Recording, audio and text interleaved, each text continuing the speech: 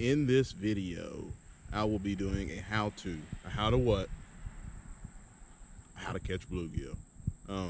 This is going to be a really beginner video, guys. I know there's a lot of people out there that, they're not the professional anglers like we all think we are, that don't really quite understand how to, get out there and just get on fish. And I think bluegills are a great way, or whatever you want to call them. If you want to call them brim, just depends on what part of the country you're in. But bluegill, they're a great way to get started, get addicted, get the kids out there fishing. It's kind of how every fisherman is introduced into fishing, is through bluegill. So I figured I'd take a step back and do this video for you guys. Hope you guys enjoy. Hey, don't forget to like, comment, and subscribe, guys. To the fishing section. Here we are. Hooks. Alright. Right here's the bottom. Panfish hooks. Bluegill, crappie. They even got the picture of the fish on there for you. $1.16. Alright.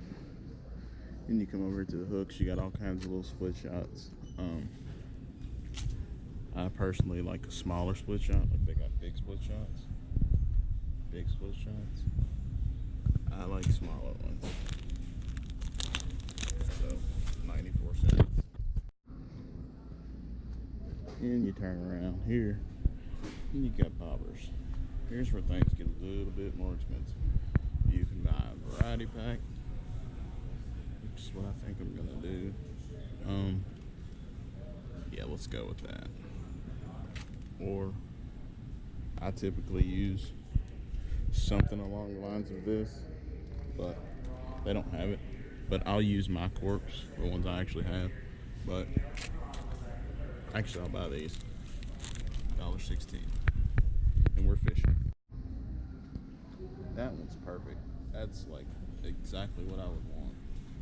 A little ultralight pole. It's about 5 foot long. About 20 bucks. I don't know which price is right, but all right, guys. As far as bait goes, you got several options. You can do microfish, baby microfish. Then you got what you call butter worms. Those are $4. You don't have any waxworms? Waxworms, I think we're out. out. Okay, that's cool. I'll just have to go with the. We're currently out, but we're going to get more on the 18th. 18th? Okay. Just go with the butter worms.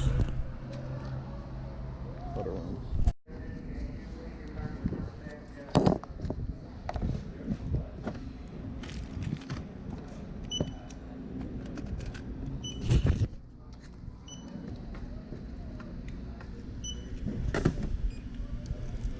$7.67. Alright, guys, so butter worms. These were $3.98. So this was the most expensive buy here, the butter worms. But this is relatively new to me. I used to always use wax worms, but these things just came out. They're just like super-sized wax worms. I'll show you those here in a minute. And then, you got your panfish hooks. So those were $1.16, which is relatively cheap. And then you got your split shots here. Those were 94 cents. And then you got your corks. So those were $1.16. So all in all, between the corks, the split shots, the hooks, and the butter worms, I spent a total of $7.67. So as of right now, that's all it's going to cost me to fish. $7.67. But I mean, you spend whatever you want on a pole. My pole here, it's a little bit more expensive. I wouldn't recommend starting out with something like this. But as you see, there's several options within the $20 range. So starting out, you can get your foot in the door about 30 bucks, 30, 40 bucks, and you're fishing. That's all it takes. I mean, just to do what I'm going to do in this video, which is just catching bluegill. And I mean, really, it doesn't cost a whole lot more to do, per se, like bass fishing or cat fishing. Now the pole might cost $10, $15, $20 more than, panfish pole, but it really just depends on what you want to do. I'm sure you could hand fish if you wanted to. Maybe I'll do a video on hand fishing. But yeah, it doesn't really cost much to get started, and it's something you can do all day, every day you got free time. So, you know, just give it a try. All right, guys. So how I tie my hook is I take the line, I feed it through the hole, and you twist the hook 5 to 7 times. So I've gotten to the point where I don't really count anymore. I just kind of look at the line. If it looks good to me, then that works. And then you take it, you run it between the line. Oh, maybe I look like a beginner at this. So I don't know if you can really see that, but when you pull it tight, it'll make a little knot. So that's how you tie it. All right, now in the second part, I'll take my hook and I'll feed it through about, I don't know, 5 to 6 inches, maybe 7 inches, and I'll pinch it closed. So now I've got the hook and then the sinker on the line. So you can fish like this. This is a great way to fish. It's just to throw it out there and let it sink like this. We will do this in this video. I'll show you that, and then I'll show you the one with the bobber. So the bobber's next. All right, so typically during the summertime, the fish are a lot more shallow than they will be like during the colder months. So let's see, I wrap that around that part. And on the bottom part, you just push that to get it to come out. Maybe. Well, if that's not down in the hole, it won't do right. But then you take this bottom part, loop it around like so, and there's that. So your cork's on there, your sinker's on there, and then your hook. So between the cork and the hook, I've got about 1.5 feet, 2 foot. That's how deep my bait's gonna be. All right, guys, so last but not least, your bait, right? So these butter worms, they're pretty big. It's like a big grub. This is actually one of the bigger ones I've seen. So take him, run it in through about by the head, and pull it out in the tail. And as you can, I don't know if you guys can see that, but right there is like juice already coming out. So good bait. All right, guys, so I typically like to fish boat ramps for bluegill. There's no rhyme or reason behind it. It's just the thing that I do. And I normally fish for, when I fish for bluegill, it's normally for bait, or if somebody asks me for some fish. They're like, hey, Zach, will you catch me some fish? And I'm like, sure, why not? I'm going to fish anyways. You can have them. But, hey, look, there's a little bass. I don't know if y'all can see him, but there's a little bass right there. But, yeah, I typically, I like boat ramps, you know.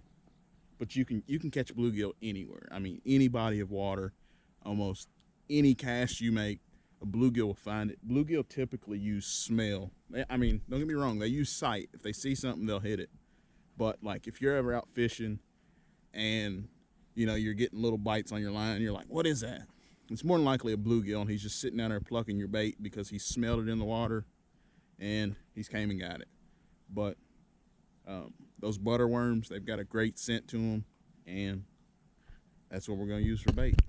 There goes the run. That one's a little better.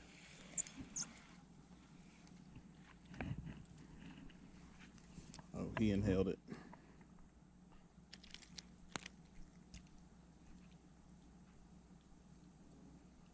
Just look at the coloration on him, though. I love it. All right, so to put the cork on, push that bottom piece out. Twist it around a time or two, put it back in the hole. If it doesn't go in that hole, you're gonna have trouble getting it out the other side.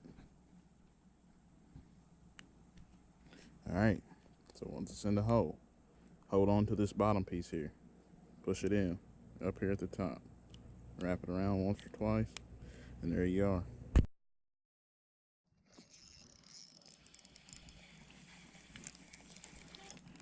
There goes a good one.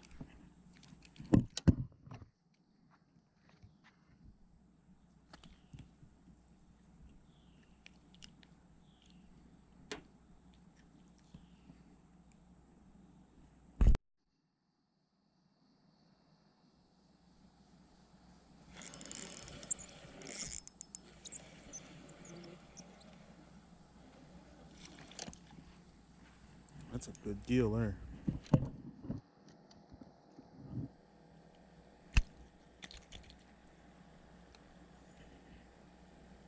Seems like the deeper I go, the bigger they get.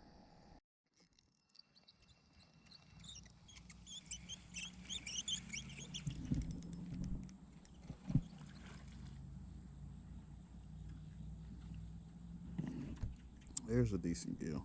He ain't huge. He ain't really all that big, but he was fun to catch. You don't see many with that little black spot on them. Like, I don't know what that means, but you don't see many like that.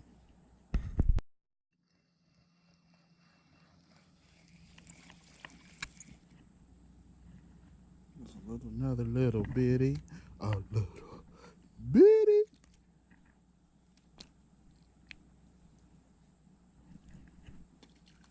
All right, once I lose this worm, I'm gonna pack up and go to another boat ramp.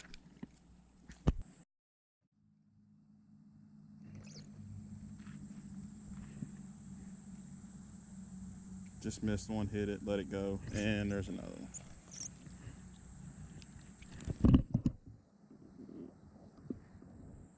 I mean, look at the color on that one. I'm sure on camera he doesn't look half as good as he does in person, but that's awesome. I mean, like red fins.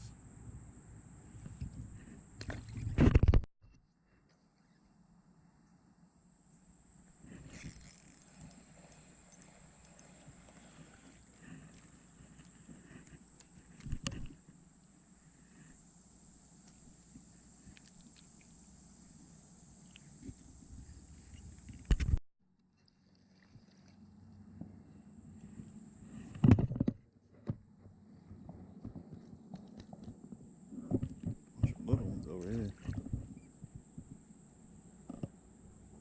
This is the same worm. I've caught like 4 of them already.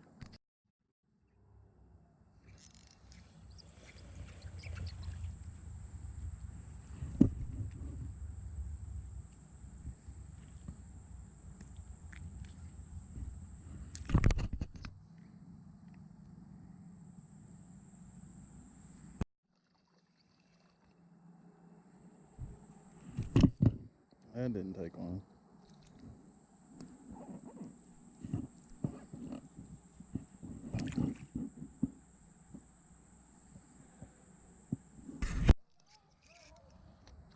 There goes another smallmouth.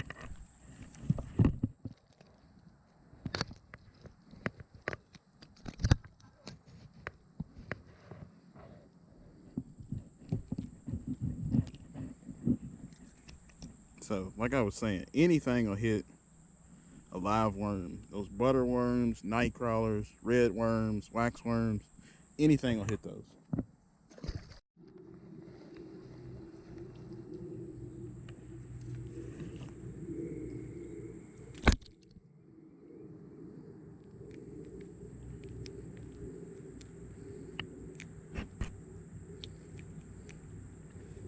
Non-stop action.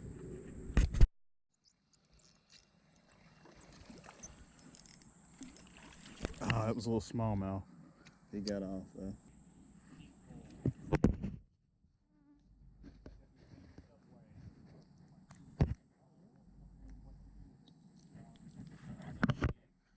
A little bluegill.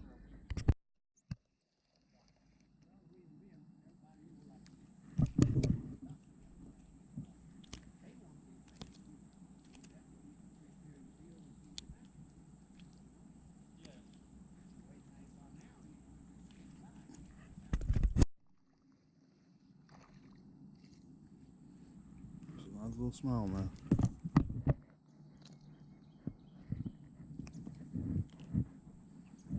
Tell you what, these smallmouth love these butter worms.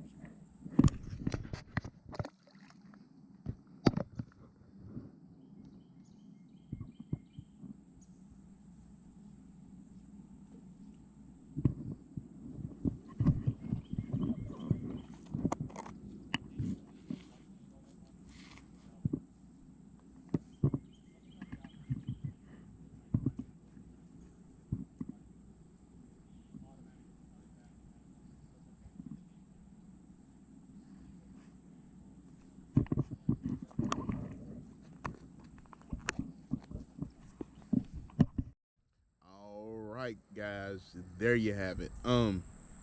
I thought it was a pretty solid day out. Um, Caught several fish, showed you guys a bunch of things that I like to personally do. And as you can see, it's effective in multiple locations, multiple settings. And as far as the bait goes, you can interchange, like, your worms, wax worms, butter worms, mealworms, whatever you want to switch out as bait. Crickets are great, especially for big bluegill. Um, but hey, get out there, do it, learn it, love it, do it more, do it till you can't stand it. So hey guys, hope you guys enjoyed the video as much as I enjoyed making it. Don't forget to tap that like, comment, subscribe button, guys, and until next time.